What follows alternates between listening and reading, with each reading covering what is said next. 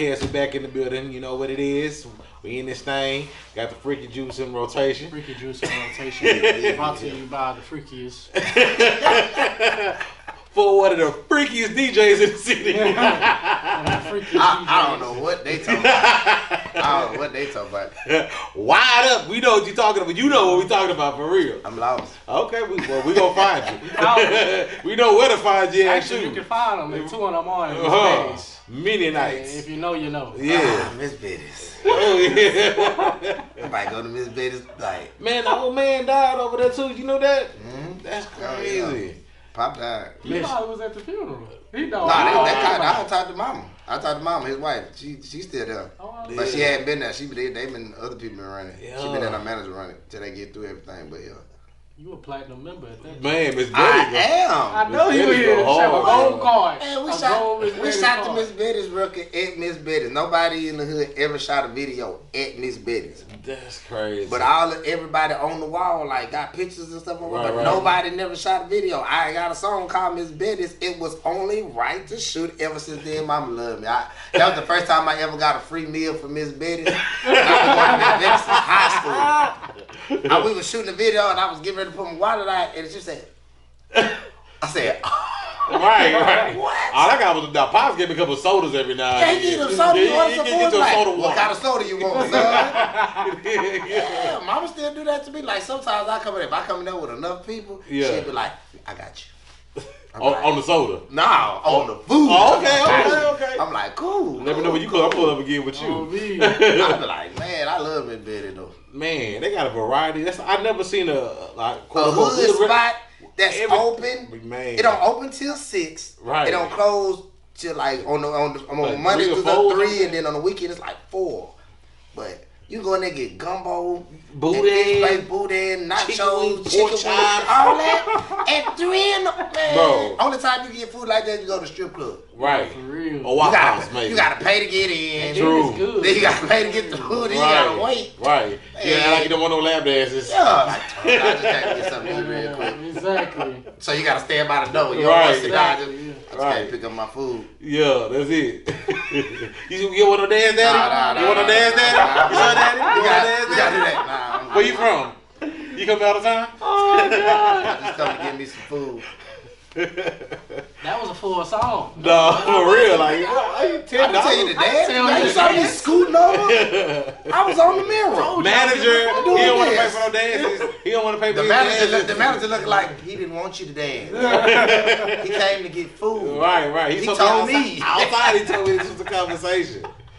Golly, wow. We all the way left. All the way left. From the beginning. Right. But that's how you know somebody. That's like, for sure. You know, like, wired up, go to Miss Betty's. Like, I didn't sit and every time somebody come in town, I'm like, man, hold on, like, I'm gonna take out this spot, come to Miss Betty's. And I take them over there. Every time they come out, you going to Miss Betty's? And I'm like, man, I know. Yeah. Damn, sure took me there. I took that nigga. Oh, right. I was glad that you been before. I took that nigga there. Yeah. You damn sure That place is fire, bro. Like, I ain't been back since. I need to go back. That's understand, man. For real. Because it's open. Right now, like it's open. It's fresh. I'm talking about everything fresh. They open at 6, nigga. They set up at 7. Everything is done at 7, man. Right. Kool-Aid made, everything made at 7. Right. It's literally like somebody's house kitchen. That's it, bro. You know what I mean? With a whole bunch of sodas. Yeah. Kool-Aid. It's somebody on the grill. You're right. The head, like, God dang. And everybody happy in that mug, too. Nah, for real. They ain't forgot about Miss Betty's. I can't believe that. Yeah, big fan. The old Miss Betty's spot, I'm going to tell you, the old Miss Betty's spot used to be like further down. Right on the side of the little white place. Only 4 people could be in there at a time. Mm-hmm. You had to stand outside and wait on your food or order your food about 4 people at a time. That was small. When she expected, because when she is not, actually used to be a French's. Used to be a French's at first. Then they switched to something else. Then they ended up getting the building. I was like, oh yeah, big building. This is hood history right here. This is hood because history. I didn't even know all that part. You know how many niggas finna go look up Miss Betty? Right. That's what I'm saying. Miss Betty's is like, to me, it's up there next to Timmy Chase. Right. You know what I'm saying? I would say that for sure. I'm only speaking for the South Side. For sure. It's up there next to Timmy Chase. You got Timmy Chan, Miss Bed, you got Cream Burger, you got Burger Park, you got L&T's not there no more. That was the fish market. Fish, right. You know what I'm saying? Like, it's so much stuff. That's like crazy. So I'm gonna tell you, you remember Frank's Barbecue used to be across the street at the after hour? By the after hour? Yep. Okay. Don't play with them. Don't play with them. You got all the food trucks, man. Yeah. You know, you got Boogity. Yeah. You know, people kind of scared to eat Boogity, but y'all don't do Boogity. Boogity be cooking some good. Hey, the ribs. I eat the ribs. I don't care what y'all say. Man, his son used to work, and when I DJ that Yakka, his son used to work the parking lot. Man, he I knew when I came outside, go ahead and get wild them ribs. Yep. Yeah. I'm eating them ribs, Jack. For sure. You know, I respect Boogity too, because he been hustling for a long time, bro. Post leg and pre leg. Facts. This is facts though. Like I don't know nothing about this. Really? See, the Boogity Boudin, man. Wow. If you ever been to a club, you saw an old man in a wheelchair, one leg with a chef hat on. That's Boogity. One leg with a chef. With a chef hat on. He got to get his leg. Like, where can I feed he you? been cooking in Houston with his truck for years. He said I was spiders one time. I think he be out there. He used to pull up everywhere, bro. I might have seen him now. He'll sit outside in the wheelchair. Can I feed you? And he'll do that. Can I feed you? Yeah. That's how his son the fool. His son the fool on the ribs though. Like his son could cook his ass off too. Y'all putting me on right now. Crazy thing is we sold him a truck. And they don't play Boogity got that. Boogity got that money. He's been doing this for years, like food trucks. Almost got to be at least 25, 30. No, real talk. I remember all this money smelled like barbecue. All the money. Smelled like barbecue. I swear to God, it was like they just smoked the money. The money was smoked. But it be so cool. It'd be so cool though, cause it's like knowing all like people overlook all like that little bit of Houston. You know, they overlook all the like y'all all ate somewhere, bro. Y'all ate at French's. Y'all done ate. Everybody named Mama ate at Tip Chan. Right. Everybody. Half the people don't know about Burger Park, but when somebody take you to Burger Park, you're like, damn, they sell slushes with the food. They sell slushes with the food. Right. You know what I'm saying? That's the daytime thing. Burger Park is the daytime. Yeah. They close at 6. Okay. Yeah, they close about 6, 7. Where that's at? On MLK. Yup. You know what I'm saying? But it's just like, it's crazy. Damn, I ain't been to none of the good spots. Now you stay on this side. For real. You in the building now. For sure. That's crazy, bro. I can take you to the spots now. You at the street. I gotta take you tomorrow. We're going tomorrow, Jay. Hit my line. Hey, we do a podcast and Burger Park. We're gonna go to Burger Park. We live in the way from Burger Park with the slushies. I'm trying to put the slushies. Real talk, man. Hey, like, you know, obviously we got a lot of history together. We really know each other for real. But so where did your career start in the music? Like, what started it? As far as me, like I was in a band. So like I've been in a band since like 3rd grade. Yeah. You know, like I wasn't even rapping. Like I was an instrument. Like my first instrument I got, my grandmother asked me if I wanted to be in the band. I was like, yeah. So you know, the first thing you say when you're a boy, you want to be in the band, you want to go get some drums. Drums, facts. So we went and got the snare drum. I'm looking at the next day we took it back. What happened? I wasn't finna get none of that. Okay. Mine's I'm in 3rd grade. My attention span is this small. So me trying to read rudiments and shit, I'm like, man, I ain't gonna get. So we took it back, and I ended up getting alto sax. Okay. So I stayed on alto sax from 3rd grade all the way to like 1st semester in high school. Dang. That's so a long time. Yeah, I did like the whole UIL. I was like 5th City chair. Yeah. I did all city, all that. So it's just like, that was the first part. Second half, I switched to baritone. I went to PV on baritone.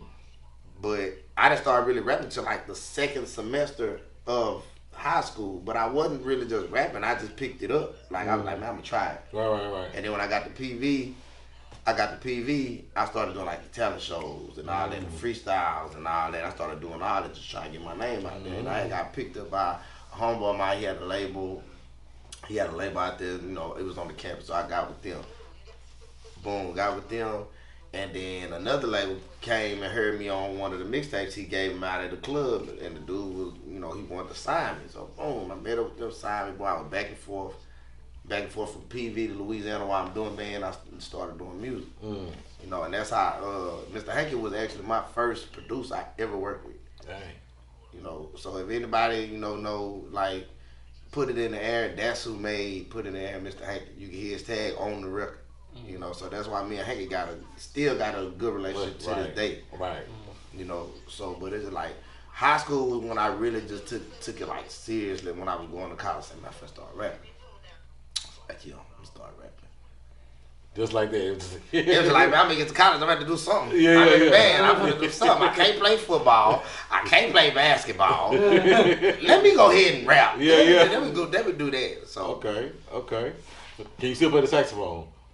I think I can. I mean, no, because once you stop doing something so long, you gotta get it back under your fingers. Right. So like when I go like the alumni band, when we do homecoming, I always play baritone. Okay. So like I think if I got back and just got back on the cell phone, just played around and I still know my notes, the keys, and all that. I know all that. It's just me playing how I used to play on saxophone because I hadn't played it in so long since I switched to baritone. Gotcha. So. Okay. Crazy. Man, for real. I'm a band man too, so I respect it. You know what I mean? For sure. So what you got going on music-wise right now for you? Man, we just dropped the album Shakelife Shawty. Is out right now, man. Executive produced by Nitty Beats. Okay, yeah. I seen that exclusive party. Did you get an invite? I don't know. Yeah, he got an invite. Okay, go. If he got an invite, I know he was gonna tell you. I don't know about that. I don't know. Yeah, I seen it on the gram. I seen it on the gram. We had it, and that was actually the first time Nitty been in Houston because Nitty was here. Dang, for real? Never been to Houston. Wow. Never been. The first he came to Texas was Dallas. Never been to Houston. That's crazy. So that was the first time I brought Nitty to Houston for the first time. Now that's historic. Okay. You know what I'm saying? Round of applause for that. That's real. So, like I told him, he's like, man, I said, man, you gotta be here for the listening party. Like, I'm your first artist in like 3, maybe 4 years. So it's like, if people don't just know, like I signed with Nitty. So that was crazy because like my first song was a sample of a song you produced. Then 10 years later, I'm your artist. Man, manifestation. Crazy how that shit works. Yeah. You know what I'm saying? So it's just like that was like, damn, I signed to Nitty Beats. Yeah, that's crazy. Okay, but Nitty, that's my dog though. Nitty been teaching me a lot of stuff. He give me a whole bunch of history from out there too. That's what's up. So, I'm glad the album finally out. It took. He said, when is the project out? It took a few years. Dang. Yeah, it did. Years. I hadn't dropped the project since DCS 2. And that was 2017? I don't know. Yeah, exactly. So it been things going on between this, Right. And I had kind of stopped, but I was still doing music. But I was trying to get a project together, but then I was doing other things at the same time. So it's just like now I'm being in artist mode. So now I was like, Nitty's like, no, we finna drop this. Like, we dropping another project in like the next 90 days. So like I got this one out, then the next one coming out. We already working on that one. So grind mode, basically. Nah, for real. I'm just happy for you. Nah, for real. Like I said, I've been waiting for a while for this to come out. And I've been waiting on it to come out. I heard a few of the songs on there already, but some of them was new. So, we was all happy for that too. I know, because a lot of, like me being a DJ, a lot of my records I test out before I decide if I'm, first thing I do, I test out records just to see if people like them. And then, they're going to ask, why did they shoot like that? Man, I like that. Then I test out records to figure out what song I'm going to put out as a single. So a lot of the records on that I had already put out, like we dropped Keep Going, but I had already been tested Keep Going like 7-8 months before. Keep Going, Stop Playing, Lil Freak with Big Stoney. Excuse me. I was already playing those, getting them in people's heads, just trying to get ideas, And then when I got with Nitty, we re-dropped Keep Going at the beginning of the year. Came down, we shot the video. Boom, we got Wait a Minute done. We had shot Wait a Minute. Nitty produced Wait a Minute, and put that out. And that caught people attention. Like, damn, we really signed to Nitty. Like, yeah, like. And so we shot the video. Boom, Nitty's in the video. You can't really see Nitty face, but I even saw the Wait a Minute video. That's Nitty in the car with me while I'm driving the car. That's Nitty. You know what I'm saying? So then we back though, boom, we got the Round and Round record done. Went to Tampa, shot the Round and Round video. It's live. So, you know, like now we really finna be us trying to get the project done. Now I finna get back on the visuals. And if anybody know me, my visuals finna be retarded. Cause I don't wanna have the same visuals as everybody else. So like my visuals, like people be like, man, why the visuals kind of like how the baby visuals be? Like his original, like the baby first videos, it was just him. Right. But he was animated when he did it. You know what I'm saying? Now when you start getting bigger, on a certain level, you can start doing the budget get bigger, you start doing a lot more. So that's why it's like from the keep going video budget to the wait a minute budget was two different things. You know, the round around we had to go to Tampa. You know what I'm saying? So it's like now I got more ideas on the stuff that I want to do as far as the videos. So it's just like, all right, what we shoot next? I got some ideas. Yeah. So you say you was testing out the songs, like, so when you in a spot in the club, wherever you at, how many seconds or minutes into a song do you know if you got something or nah, this ain't the one? Normally when you play a song, especially the DJ, it don't take long. It take like 10, 15 seconds. I don't even have to hear nobody rap. If the beat catch me, then I'll be like, all right, let me play this and see what's finna happen after this. If they gonna come on right now, if you don't come on right, I'm like, well, go ahead and mix it then. You know, but I done had records of mine that did that. And then when I finally put them out on the project, people got on them. You know, but it's just the work. It's just working. Like you can, if you feel strong, like an artist send me records, and I'll be like, man, I got 8 records. All right, well look, don't send me 8, send me 3. And then out of them 3, send me your top 2, and I'm gonna listen to them 2. You know, and it's just like if I pick the record you wanted to push, go with the record you wanted to push. I'm gonna back you up. My whole thing is if you, I'm not gonna go harder on your record than you. Right. There you go. You know what I'm saying? If I gotta push your record harder than you, then I don't need to push it because you don't care. Yeah. You got me pushing this song hard. I'm everywhere with it, but you want to push another record. No, I'm backing you up. Right. I'm following what you doing. Right. You know, and everybody that know me know it. I tell him all the time. If you ain't going harder than music, I don't ask me to help nothing. Exactly. Because I wouldn't ask nobody to do the same for me. I wouldn't say, hey, be on all your videos, wait a minute, bro, let me do the promo. Right. Then you see me push the whole nother song. That don't make sense. That don't make sense. Right. You gotta feel. I ask somebody like for that one song. When you do that with your one song, would you put everything on that one song? I'm talking about your home, your job, your money, relationship. Would you put everything on that song? If you can tell me that you believe that much in that song, I'm gonna get behind you. There you go. Cause me doing this music, I done lost all that. I done lost home, jobs, relationships, money. I done it. So if you can't tell me you'll do it, then I don't believe you. Right. If you don't believe in your record. Yeah. Hey, that's just facts right there. Artists ain't heard that. If you don't believe in it, don't ask him to believe in it. Well, there's nobody believing in your record, man. Like, you know, you can put out the greatest record in the world, but if you don't believe it's the greatest record in the world, it ain't the greatest record to you. Yeah. You ain't gonna make nobody else believe that it's the greatest record, man. Like, I be telling artists all the time, man, get behind your record, bro. Go out here. Man, you can't say you gotta pay to get in the club, because half the club now are free. This is true. The half of them is free to walk in. All you need is an ID. You might have to pay for parking. Right. Boom. Every DJ, you can't go to a DJ at 12:30, 1 o'clock at night. Hey, bro, I'm gonna give you my record. No. You come before, for me, you come before 12. Come before 12, you good. 12 o'clock, I'm almost probably 8 shots in, and I'm not trying to hear it's nothing. Over. It's over. I ain't trying to hear nothing nobody's saying after that. Right. You know, but it's like, come before 12, talk to the DJ. Half the DJ ain't gonna play your song that night, but if they see you enough, for sure. He always gonna, I listen to it, bro, but they gonna finally listen to it. Do you think artists still have that drive though? Like I feel like in this era we in our social media, a lot of people feel like if I post about it, if I share, they just want you just to share the music versus actually. I'm talking about the real that street, grind, that street grind, right. and that's what a lot of artists don't have. Like I know, because I see it. A lot of artists will spend all their time on the internet, and they'll just post. Half the time nobody's seeing your post. If you believe in it that much to post it, take it, put it in their face, take it to them. You know, it's like some they, and I say it to him all the time. Every nigga in the city got a Grammy. All the time. They got a Grammy. You can't tell them nothing. They all got Grammys, but it's just like, no, don't stop what you doing. You do what you do that got you to where you at. Right.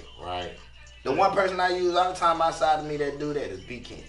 B King could drop a record and still go to every single club he started they going to. Every single time. Got to though.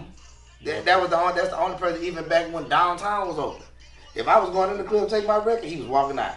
Me and him running across the street doing the same thing. And like, you know what I'm saying? People forget that, like, DJ, I'm going to tell you, and I'm one of them DJ, I'm not going, and you watch this, I'm not downloading and buying your record. Bring it to me. I DJ. Message. DJs make people go download and buy your record. And Shazam your record. Don't you ask me to buy nothing on your record. You ain't got to buy my record. Just letting you know how that works. But it's just like, just to get them hand to hand, man. Yeah. Like, me personally, I love new music. I'll be like, man, I got a new song. Let me see how it sounds. Okay, that's cool. I think I mess with it. Okay, I'm gonna try it tonight. Right. And I hit you back and say, I'm gonna try your record tonight. I'm gonna try it tonight. Yeah. You know what I'm saying? And I get a lot of good records. Yeah. People just lost their drive, I feel like, you know what I mean? Like you said, I guess for someone about the Grammys, talking about on Instagram. Everybody got the Grammys, bro. Like, I ain't gotta get my music. He got it. I don't know you. Everybody just famous now. They famous now. Yeah. That's crazy. You can see that outside the club, how people be like, you know, with their, you know who I am attitude. I got 30,000 followers, but I know people that got more power. I don't like name dropping. Man, my song, man, look, my project got, bro, I got such. I will let you get the whole list and say, look, bro, I'm going to tell you first off, I don't care who's on your project. Let me hear the music. Just like that. Man, that nigga must not know who I am, man. Crazy. Right. Well, don't try to act like he ain't know me. He trying to act like he don't know me. So, I be like, I don't know everybody, bro. Like, I ain't gonna lie, I don't know everybody. That's why I be wanting to know everybody. And, you know, people still kind of put me in this, oh, he just started rapping thing. Like, I wasn't doing this before. Most of y'all, Put It in the Air was out when most of y'all was in middle school. Tell them. I'm not what y'all think this is at all. Put It in the Air came out in 2006, 2007. Half of y'all was in middle school. You feel me? So it's like, I had enough time to learn from a lot of different people to know what I'm doing. So when I started DJing, I had to learn what the DJs do. Yeah. How y'all be breaking the records? Yeah. Oh, that's how y'all be doing. Okay, y'all play it that many times a night? I don't think I'm gonna do that, but I might slide it 2 or 3 times. certain records again. Like I'm gonna tell you, the record I played the most of the night, Erica Banks Busted, because I had it first. I had it first, and I played it one night 6 times. I played it 6 times, and this one nobody. And what time frame when you say 6 times? Between 12:15 to like 3. Okay. So like 6 times within that, and it was like jumping. Every time. Every time. I see the video. I see the video every time I post up. First time I had an ass. I was like, second time, I'm doing it like that. But that's when you believe in the record. And I've been on E. Yeah, pause. Because I want you to tell the story. Please. You are not leaving the seat without telling us. I don't give a damn who got something to say. Let's go. Tell the story.